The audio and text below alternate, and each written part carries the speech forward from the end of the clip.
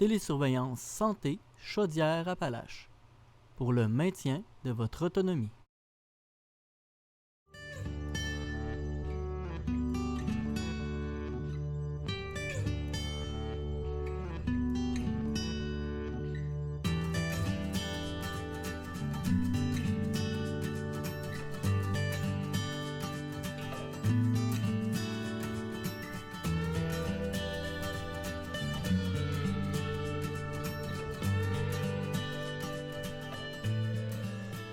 Bonjour et bienvenue à cette première émission Info Aînés, une série de 14 épisodes qui traite des réalités des aînés et des services qui leur sont offerts sur notre territoire. Je me présente Éric Gagnon-Poulain, je suis directeur à l'Association coopérative d'économie familiale Appalaches, Beauce et Chemin, ou l'ACEF-ABE. Je serai votre animateur pour les 14 émissions. Aujourd'hui, pour vous parler du concept de l'émission, justement, j'ai avec moi son principal concepteur, Maurice Boulet, qui est président de la FADOC. Et dans un deuxième temps, nous allons parler à Chantal Bernard, agente de développement à l'ACEF, donc ma collègue, et aussi en charge du volet aîné. Donc on va commencer avec M. Boulet. Bonjour, bienvenue. Bonjour Éric. Alors, d'où vient l'idée d'Info Aîné et ses 14 émissions? Bon, j'ai participé à plusieurs émissions avec Pierre Sévigné. D'accord. Dans le programme Touche à tout. Et je trouvais ça très intéressant. Et les informations que j'avais, il y avait beaucoup de personnes qui commençaient à écouter ces émissions-là. Puis les commentaires, c'était très apprécié. Fait qu'avec la fin de ça, j'ai décidé de communiquer avec la CEF pour dire on pourrait faire quelque chose dans la même lignée sur un concept appelé Info Aîné. Donc, essentiellement, l'objectif, c'est d'informer les aînés sur les services qui nous sont offerts, faire connaître ces organismes-là, puis à un moment donné, leur permettre de connaître les différentes ressources qui peuvent les aider. Donc, c'est un besoin, dans le fond, par exemple, à la FADOC, là, vos membres ont manifesté de l'intérêt pour ça. Plus que nos membres, là, je veux dire, beaucoup d'organismes, à un moment donné, quand j'étais président du Conseil des aînés, ça a été la même chose. Donc, on a fait beaucoup d'éléments d'information et on voyait qu'il y avait des participations importantes. C'est dans ce sens-là, dire, à un moment donné, on a senti le besoin, puis régulièrement, on consulte aussi les personnes aînées par différents éléments, et on constate qu'à un moment donné, souvent, les gens attendent leur dernière minute pour connaître quelque chose, et on regarde les problématiques. Donc, on parle de médecins de famille, les gens ne savent pas. Donc, on parle de directive médicale anticipée, ils ne connaissent pas nécessairement le contexte. Donc, on s'est dit, puis des fois, c'est une question de protection de droit. C'est tous ces éléments-là qu'on veut aborder au cours de cette série de 14 émissions-là. L'idée est de planifier son avenir. Pouvez-vous me parler un peu du contenu de ces ateliers? Des ateliers, pardon. Plutôt le contenu des émissions. Les ateliers, le contenu des émissions, ça va être d'une durée de 25 minutes de diffusion. D'accord. Donc, c'est toi qui vas animer ces conférences-là. Et finalement, les gens ont comme objectif de se faire connaître, d'identifier le service, et puis, à un moment donné, peut-être, dans certains cas, là, je veux dire, les gens pourront les contacter pour aller chercher le vrai service qu'ils ont besoin à la bonne place. Donc, pouvez-vous nous parler des thématiques abordées?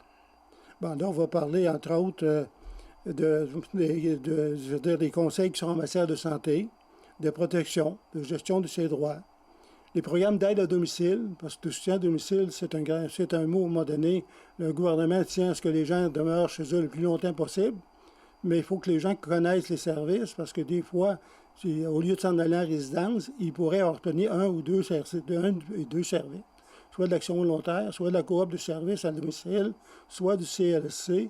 Donc, c'est ces gens-là en premier qu'on a invités pour faire connaître leurs services, dire comment on les a, puis où on va pour les avoir. Et c'est dans le secteur des Appalaches? Actuellement, c'est dans le contexte du secteur des Appalaches, malgré que ça sera diffusé dans d'autres territoires. Mais juste, les seuls éléments qui vont changer, c'est les donneurs de services. Oui, parce que plusieurs de ces services-là sont offerts partout au Québec. Bon, normalement, c'est le réseau de diffusion de Nous TV. Donc, ça touche une partie des Appalaches, pas des Appalaches, mais de Beauce-Sartiguan, un petit peu le bord du territoire de lac Mégantic. Et par Facebook, à un moment donné, les gens peuvent venir chercher en utilisant le système YouTube. Ce que je veux dire par là, c'est surtout que les services offerts qu'on parle dans la série sont offerts souvent partout sur le territoire. Souvent, c'est le nom de l'institution qui change ou de la coopérative qui change, mais ces services-là sont généralement offerts un peu partout sur le territoire. Ça peut être les pratiques aussi, des territoires qui le desservent. Chacun a ses politiques prêtes à un moment donné de dire ça, ils se différencient. Là, on sait pas, si on regarde au niveau d'organismes de soutien à domicile de Beauce, je veux dire, c'est différent d'ici de l'action volontaire. La coop de services à domicile, c'est plus unifié parce que c'est soutenu par le gouvernement pour différents programmes. Donc, à ce moment-là, ce qui fait qu'à un moment donné, les gens différencient. Puis, c'est au niveau des territoires qui sont desservis. Puis, l'autre élément, c'est au niveau des budgets qu'ils ont. Puis, l'équipe de bénévoles, parce que dans plusieurs cas, au niveau de l'action volontaire, par exemple, c'est du bénévolat. Qu'est-ce qui manque, selon vous, au niveau de l'information? Ben, il manque beaucoup d'informations parce qu'actuellement, la première orientation qu'on voit, il faut tout aller sur Internet, on trouve tout. Mm-hmm. Mais je veux dire, moi, je ne vais pas sur Internet tous les jours, puis je ne trouve pas tout. Il y a des gens qui, à un moment donné, moi, je suis chanceux, mon épouse m'aide. Mais il y a certains endroits, là, je veux dire, aller chercher le passeport vaccinal, là, c'est toute une corvée. Donc, à un moment donné, on peut oublier qu'à l'occasion, pour produire des documents écrits, il faut avoir du verbal. Et c'est un peu ça qu'on nous dit. Puis actuellement, c'est un peu ça qu'on vise dans nos différentes interventions. C'est des conférences en présentiel. C'est ces capsules-là que je découvre de serre à un autre territoire. Et il va y avoir une série d'ateliers tantôt que Chantal va parler, avec à un moment donné même la documentation écrite qu'ils pourront leur faire. Et lors des conférences en présentiel, les personnes qui vont conférencier vont souvent apporter du papier. Et nous, on va prendre toutes les précautions nécessaires pour éviter la COVID. On met des gants, des masques, donc on fait une protection importante. Et l'élément important, c'est que il faut continuer à informer. Malgré la pandémie. Malgré la pandémie, parce que les gens ont de plus en plus besoin. Et au cours des fêtes, on a fait une consultation auprès des membres de FADOC, 1900 membres. On a dû en appeler 425 qui avaient 80 ans et plus, qui demeuraient soit chez soi, soit dans des résidences personnes âgées. Le premier temps, le souhaiter joyeuse fête. Dans un deuxième temps, c'était un peu de voir s'il y avait des types de problèmes. Et ce qui nous permet, à un moment donné, de planifier des activités qui puissent les renseigner. Tout à fait, parce qu'il y a eu beaucoup de cas d'isolement pendant la pandémie. Ça a été très grave, cette situation-là. Effectivement. Alors, si vous voulez bien, M. Boulet, on va aborder les thématiques au cours des prochaines émissions. Donc, on va présenter les services, notamment de l'ACEF, de la FADOC, dont vous êtes le président, les services offerts au CLSC, la coopérative de services à domicile de la région de Thetford. On va avoir également l'AVA, des spécialistes en matière de santé qui viendront nous parler, les directives médicales anticipées et aide médicale à mourir, un sujet délicat, mais important de l'aborder, n'est-ce pas? Maître de sa vie et de ses biens, pour prévenir, par exemple, la maltraitance, la gestion de ses avoirs et placements, la protection de ses droits, abus physiques et maltraitance également. Pour vous, qu'est-ce qui est le plus important là-dedans? Qu'est-ce qui vous interpelle le plus dans ces thèmes-là? Bien, d'un premier temps, c'est les soins à domicile. Mm-hmm. Parce que là, les gens, à un moment donné, on a vu qu'il y a certaines personnes qui sont parties et sont déménagées dans les résidences de personnes âgées. Mm-hmm. Et finalement, il aurait pu avoir des services chez eux qui auraient pu avoir d'une façon meilleure, un peu plus de liberté, d'autonomie. Et ils n'avaient pas besoin de migrer. Donc, si on veut les renseigner, puis souvent, ces services-là, je veux dire, sont à la portée. Je pense que ça, c'est l'élément premier. Donc, demeurer chez soi, puis avoir les services nécessaires pour avoir un minimum de qualité de vie. Je pense que c'est des éléments importants. Après ça, c'est de voir, à un moment donné, au niveau de ses droits, comment on peut les protéger, quels sont les services de santé qu'on peut obtenir. Entre autres, aujourd'hui, médecin de famille, c'est une rareté. Donc, on veut expliquer aux gens comment faire pour se trouver un médecin de famille. On parle d'à peu près 600 jours de temps d'attente. 589 plus précisément, le dernier rapport que j'ai vu. Il y en a que c'est 4 ans. Donc, c'est un autre. Puis, on ne sait pas où aller. Puis, il manque des médecins. Ça, c'est évident. Puis, les autres éléments aussi, c'est l'aide médicale à mourir. Ça, c'est un autre élément qu'à un moment donné, les gens ont besoin. Lorsqu'à un moment donné, par exemple, sont en situation de perte d'autonomie sévère, puis éventuellement, ça se termine peut-être pour une fin de vie plus rapide. Bien là, je veux dire, à un moment donné, lors d'une conférence récente, on me dit qu'il y avait à peu près 1000 personnes au Québec qui avaient complété le formulaire officiel d'aide médicale à mourir. Donc, ça va être, c'est un autre sujet important. maître de sa vie, de ses biens, c'est surtout sa protection au niveau des ressources financières. Comment les protéger, comment faire le meilleur placement, comment, je veux dire, fonctionner dans son réseau, quels sont les meilleurs choix à faire.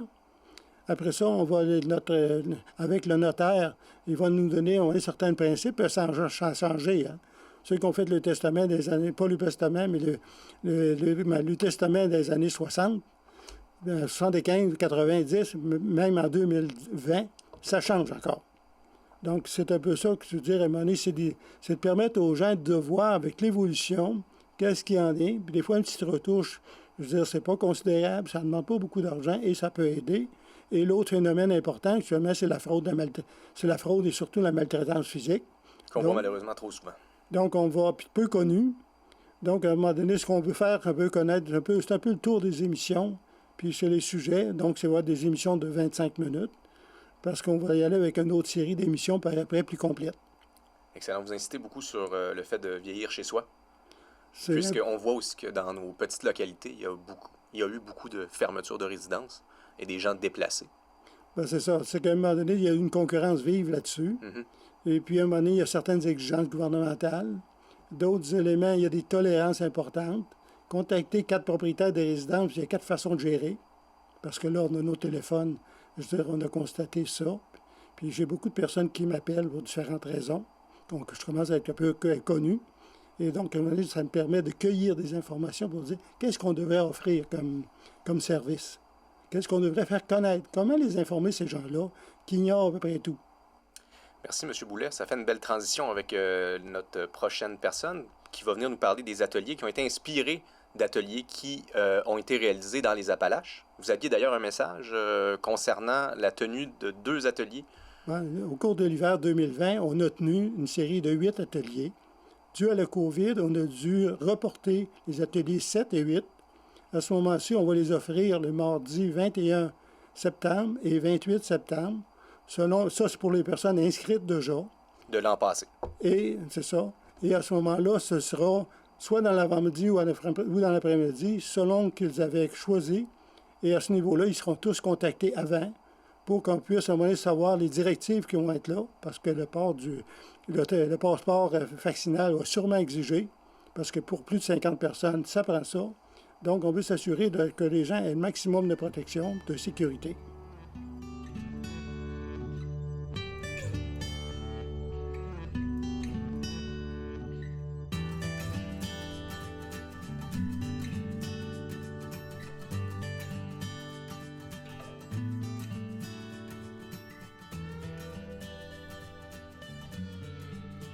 Pour la deuxième partie, on reçoit ma collègue Chantal Bernard, agente de développement à l'ACEF-ABE, qui est aussi responsable du volet aîné chez nous. Comme on le disait avec M. Boulet juste avant son départ, il y a eu des ateliers ici dans les Appalaches l'an dernier qui répondaient à un besoin vraisemblablement parce que beaucoup de gens se sont présentés. Et ça a inspiré une série d'ateliers qui continue d'inspirer ailleurs d'ailleurs au Québec. Effectivement. Pouvez-vous nous en parler, Chantal? Alors, la série d'ateliers officiels s'appelle « Vieillir chez soi ou déménager ». C'est une série de 10 ateliers qui vient apporter de l'information à nos aînés afin de prendre une décision éclairée. Est-ce que je vais demeurer chez moi ou est-ce que je vais déménager? Alors, on a vraiment structuré les ateliers par thématique afin de bien explorer chacune des thématiques puis d'avoir l'information juste parce que, comme le disait d'ailleurs M. Boulet tout à l'heure, l'information était un peu éparpillée sur Internet. On réussit à trouver, mais on doit chercher. Alors, nous avons structuré l'information dans une démarche qui passe à travers 10 ateliers pour nous aider à bien évaluer nos besoins, nos préférences et nos désirs. Pouvez-vous nous parler des ateliers? Alors, 10 ateliers qui abordent chacun une thématique. Le premier atelier, vieillir chez soi. Quelles sont les ressources que j'ai autour de moi, dans mon réseau, pour m'aider à vieillir chez moi? Par exemple, on va voir les services du CIS qui vont venir là. On va voir les services d'aide à domicile qui vont venir à la maison. Dans le deuxième atelier, déménager, choisir un nouveau milieu de vie. Alors, si je décide de quitter ma maison, quitter mon chez-moi, où je peux aller habiter? Bien sûr, il y a des résidences privées pour aînés, mais il y a aussi autres choses qui sont disponibles dans mon territoire. Où est-ce que je pourrais aller habiter? Décision importante. Décision très importante qui va avoir un impact sur tout le reste, là, soyons bien clairs. Donc, ça s'adresse aussi aux proches des aînés. Aussi aux proches des aînés, et c'est important que les proches soient impliqués pour accompagner nos aînés. Cette démarche-là se veut vraiment une démarche ensemble pour le mieux-être de nos aînés. Alors, le troisième atelier, on va voir l'aspect financier, parce que ces changements-là vont avoir un impact, bien entendu, au niveau des finances. Au quatrième atelier, on va voir tout ce qui est volet proche aidant. Parce qu'en vieillissant, parfois, apparaît de la maladie, des besoins, on a besoin d'accompagnement. Alors, tout le volet proche aidant au quatrième atelier. Le cinquième atelier, on va adresser les aspects du deuil qui viennent en vieillissant. Si je quitte la maison que j'habite depuis 50 ans, il risque d'avoir des deuils à faire de cette maison-là où je me sentais chez moi, où j'étais bien, où je vais devoir m'adapter dans un nouveau milieu de vie. Alors, l'atelier 5. L'atelier 6, avoir l'esprit en paix. Alors là, on adresse les conflits. Les conflits avec la belle famille, les conflits entre nos enfants. Des fois, c'est les conflits entre les conjoints. Alors, comment gérer tout ça pour pouvoir retrouver la paix? L'atelier 7, prévenir les abus. On va malheureusement parler de maltraitance parce que ça existe dans notre société, la maltraitance. Effectivement, il faut en parler. Alors, comment faire pour repérer quelqu'un qui est victime de maltraitance? Si je me doute que ma voisine Jocelyne est victime de maltraitance, comment je peux venir en aide à ma voisine Jocelyne? Alors, on va prendre le temps de bien définir les 7 types de maltraitance et vous donner des pistes pour pouvoir aider les victimes. À l'atelier 8, gérer ses biens, alors on va voir vendre sa maison. Toutes les étapes pour vendre notre maison, bien comprendre chacune d'elles, avec ou sans courtier, c'est quoi les avantages et désavantages. Alors, tout ce qui va entourer la vente de notre maison. Et on va recevoir un notaire qui va venir nous parler de testament, de directives médicales anticipées, procuration, mandat d'inaptitude, puis tout nous démêler ça, nous dresser un beau portrait clair. L'atelier 9, nous recevons Desjardins qui viennent nous parler de préserver nos avoirs financiers. Alors, qu'est-ce qui se passe avec les REER, les FER, les CELI? Comment faire pour payer moins d'impôts, éviter d'être coupé au supplément de revenus garantis? Ces différentes choses-là, ça, c'est l'atelier 9. Et l'atelier 10, finalement, signer un bail, parce que si on vend notre maison, on déménage, peut-être qu'on a été propriétaire depuis des années puis qu'on n'a jamais vu ça, un bail, alors on va explorer qu'est-ce qu'un bail, puis quels sont nos droits et nos obligations également. Toutes ces informations, vous les avez trouvées où? Vous animez ça seul? Est-ce que vous avez des partenaires? Nous avons des partenaires qui nous ont aidés dans le contenu des ateliers, mais aussi au niveau de l'animation des ateliers. Alors, ces différents partenaires-là sont bien sûr le CIS de Chaudière-Appalaches, l'appui des proches aidants de Chaudière-Appalaches, le Centre d'accompagnement aux plaintes de Chaudière-Appalaches. On a Équijustice Beauce et Mesures alternatives jeunesse Frontenac qui viennent nous aider là, pour l'animation de ces ateliers-là, et bien sûr Desjardins.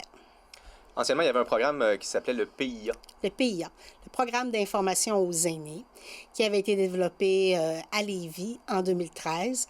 Malheureusement, ce programme-là n'a pas été mis à jour depuis 2013. D'accord. Alors, certaines de nos informations sont basées, bien entendu, sur le PIA, mais elles ont été mises à jour et plusieurs outils ont été ajoutés aussi également.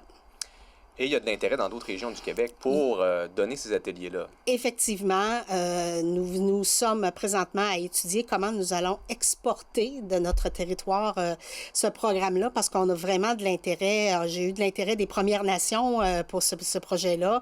On a eu de l'intérêt des gens de Joliette, des gens de Sherbrooke. Alors, c'est en demande là, présentement. Nous sommes à étudier de quelle manière on va le faire. Notamment à travers le réseau des ACEF. Effectivement.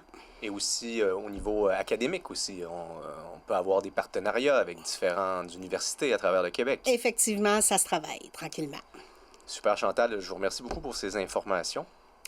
La semaine prochaine, nous allons aborder les services de l'Association coopérative d'économie familiale Appalaches-Beauce-Etchemin ou l'ACEF-ABE, où je travaille, où Chantal travaille. Donc, nous serons en mesure de vous expliquer tous les services que l'on donne et en quoi ça peut servir à nos aînés sur le territoire. Merci, à la semaine prochaine.